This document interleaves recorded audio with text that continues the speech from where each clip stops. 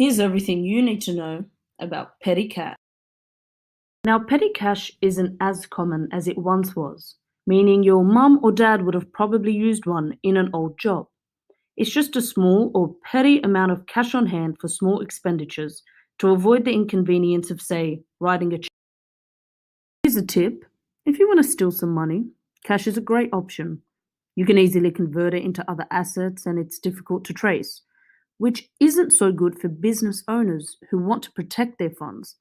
That's why we have a key cash control of a petty cash fund. The operations of a petty cash fund involves establishing the fund, making payments from the fund, and replenishing the fund.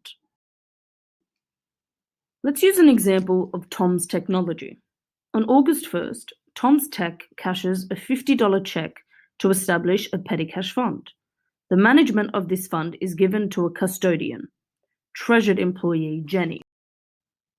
We then record this in a journal entry. On August 1st, we debit petty cash $100 and credit the $100 we spent to establish the fund. Notice how there's been no change in assets?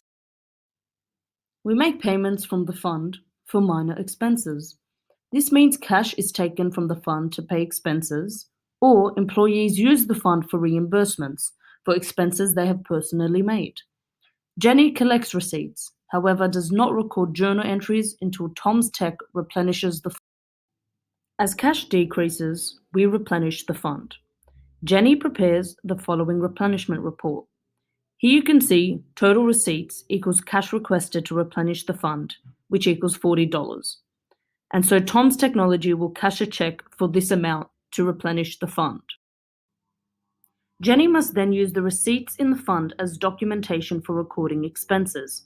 Here we can see Tom's Tech spent its petty cash on supplies, postage, and photocopying.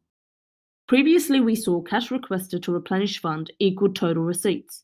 However, Jenny could accidentally give incorrect change or lose receipts.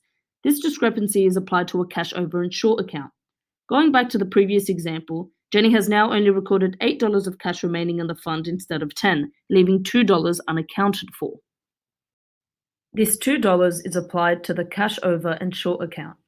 In this circumstance, cash over and short is debited, indicating increased expenses. On the other hand, if Tom's Technology's total receipts had exceeded cash remaining in the fund, cash over and short would be credited, indicating decreased expenses. And that's everything you need to know about petty cash.